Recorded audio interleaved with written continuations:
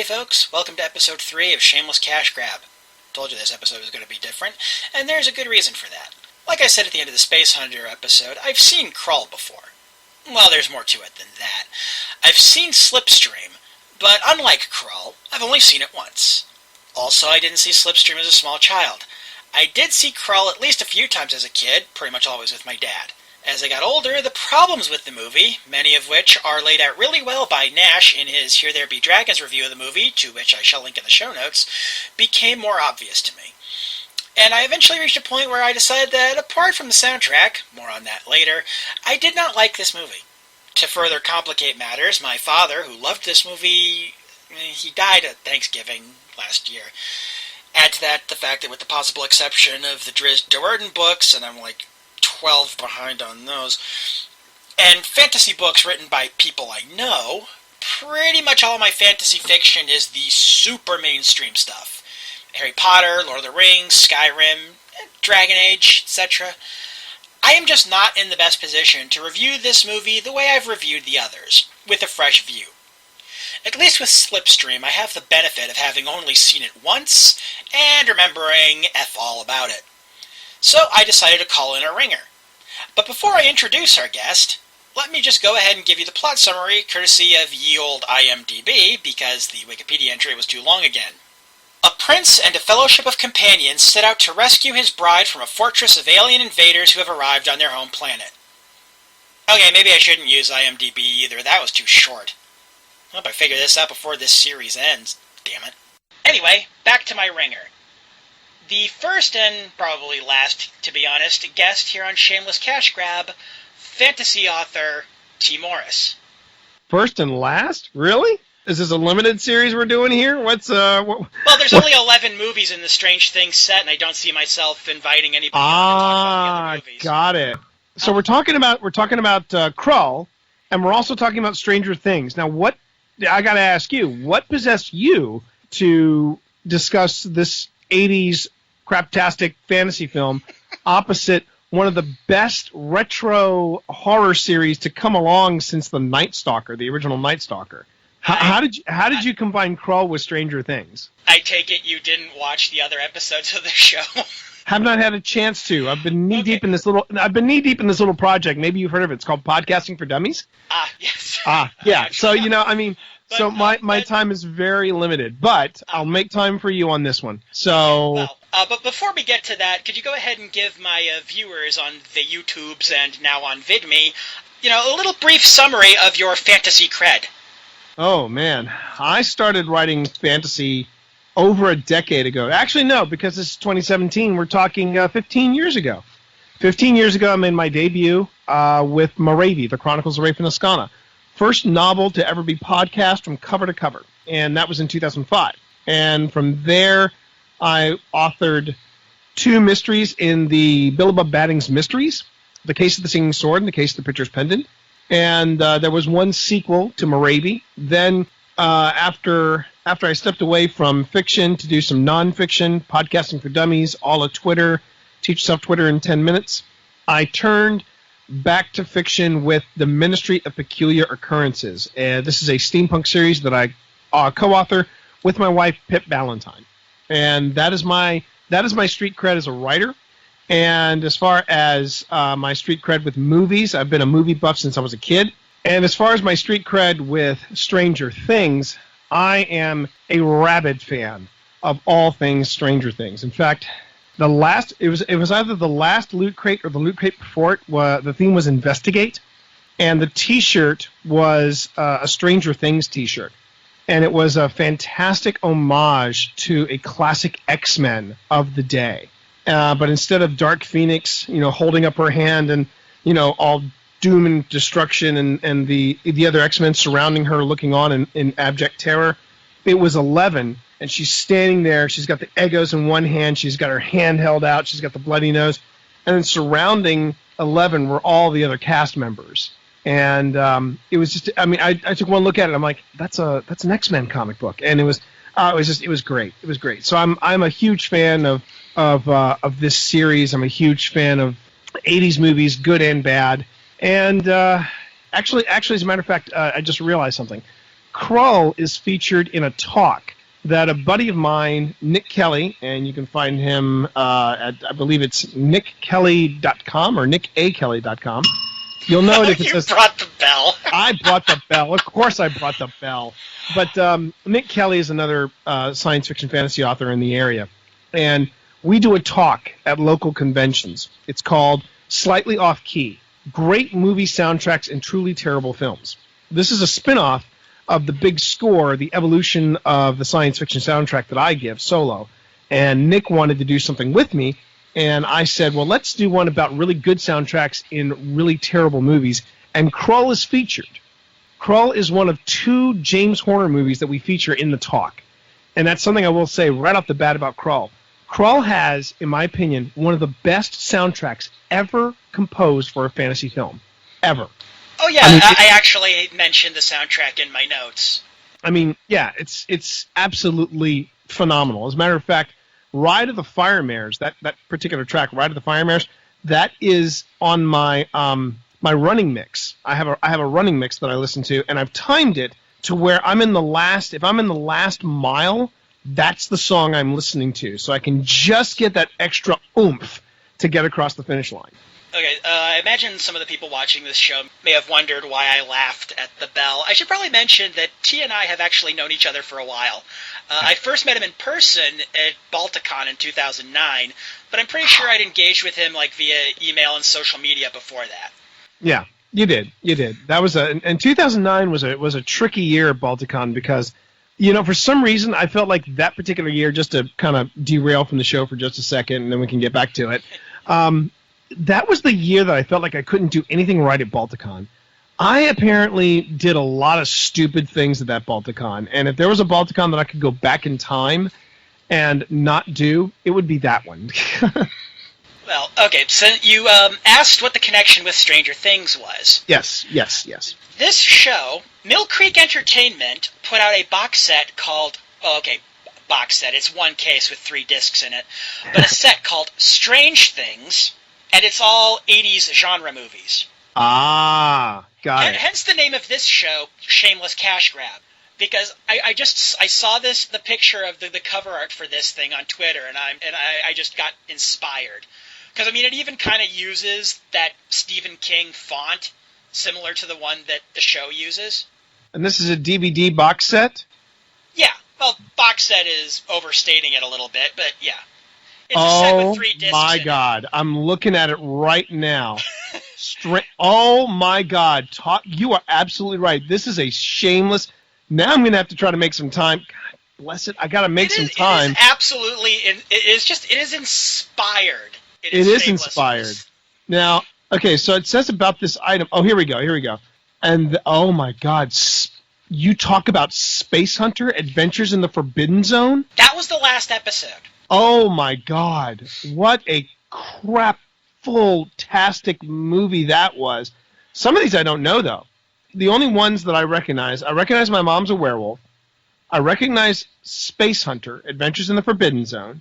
And that's the thing. See, you can tell that they kind of did this on the fly because it's not Space Hunter. It's Space Hunter, Adventures in the Forbidden Zone. You got to do the whole title.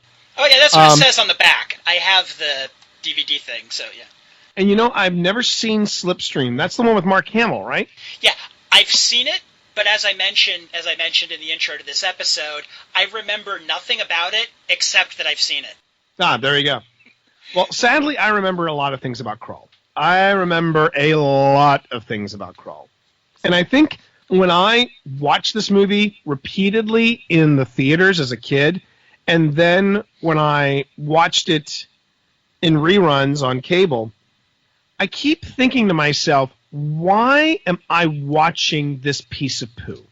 And I think this was the part of my childhood where I realized no matter how much I've watched something over and over and over again, if it was bad the first time, it's not going to get any better.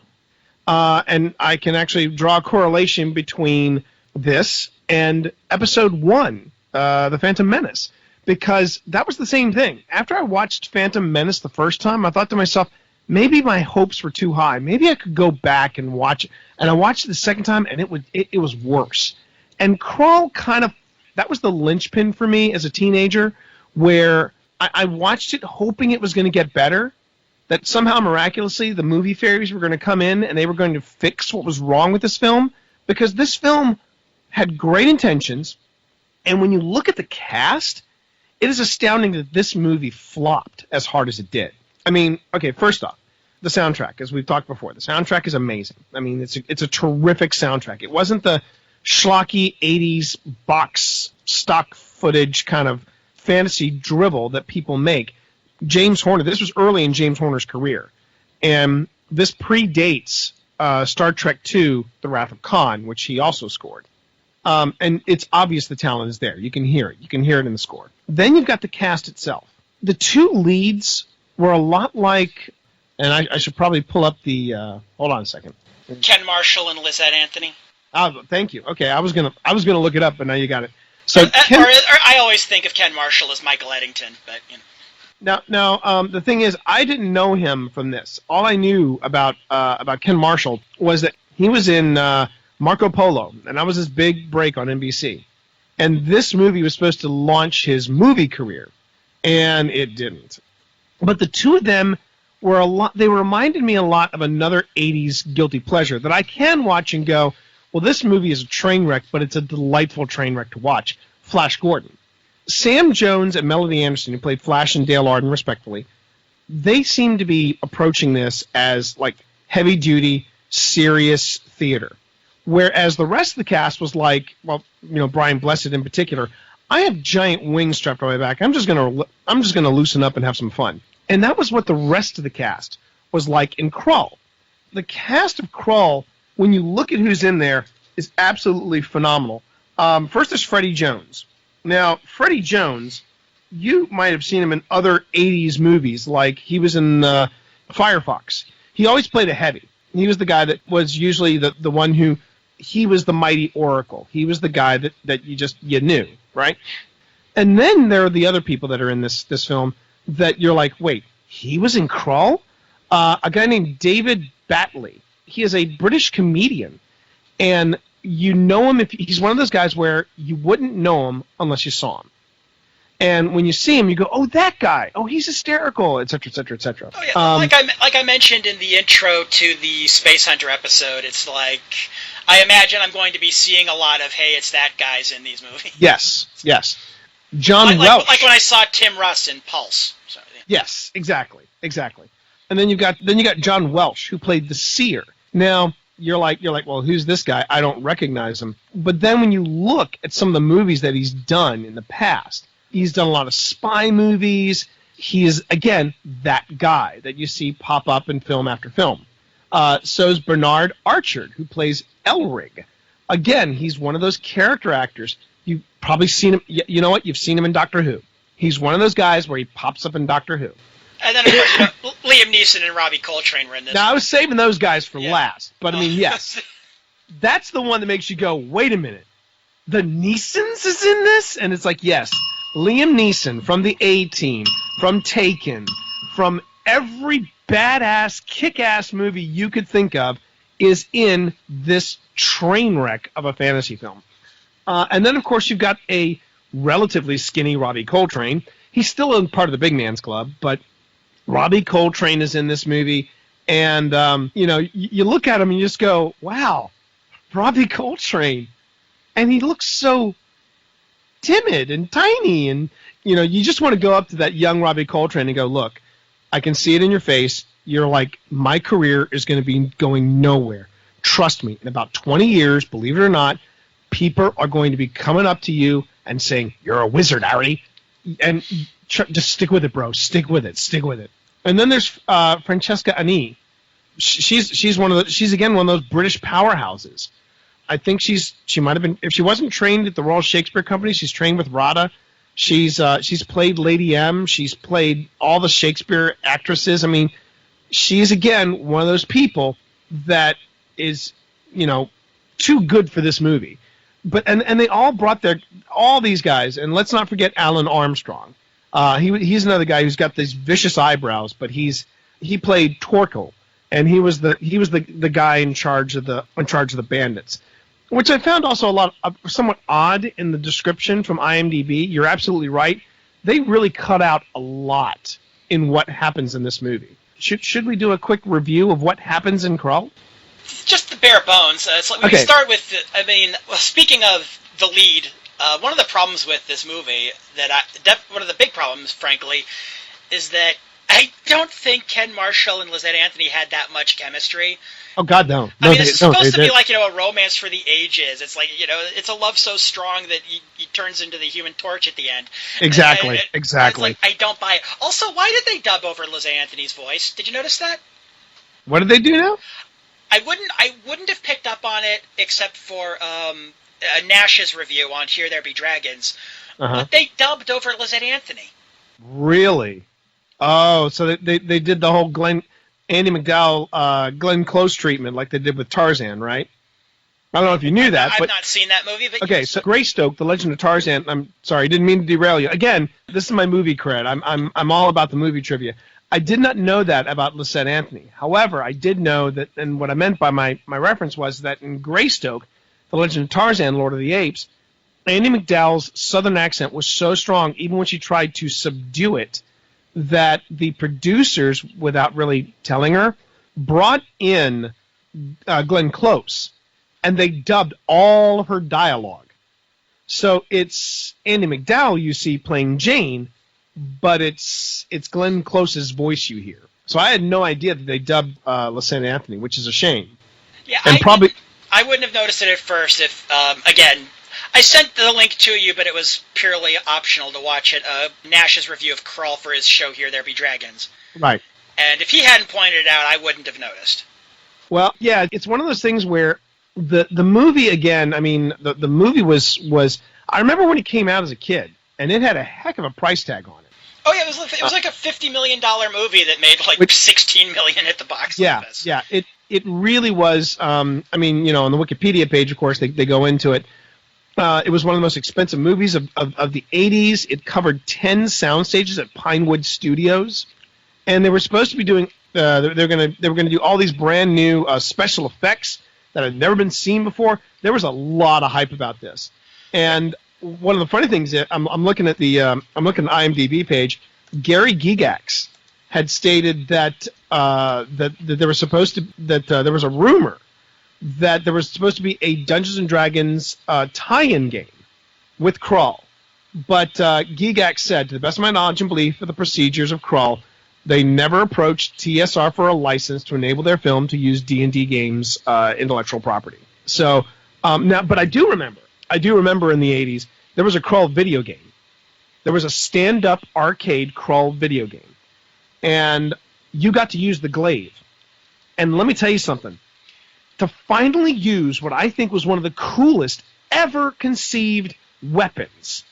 Whenever someone mentions a glaive, and people picture a proper glaive from history. My first thing that comes to my mind is the glaive from Krull, and as far as hype goes, I was ready to throttle somebody by the end of the movie because they made such a big deal about this weapon. Yeah. And they finally get to use it, and it doesn't do jack squat. 15 minutes from the end, and he uses it to cut a hole in the wall. Yeah, pretty much. And even back then, I mean, looking at the special effects back then when I was sitting in the theater, I'm sitting there going, this is ridiculous. And I remember there's a scene where he thrusts his hand forward and does, like you said, the whole take the fire from my hand and take the flame from my hand, and then suddenly I become Johnny Storm.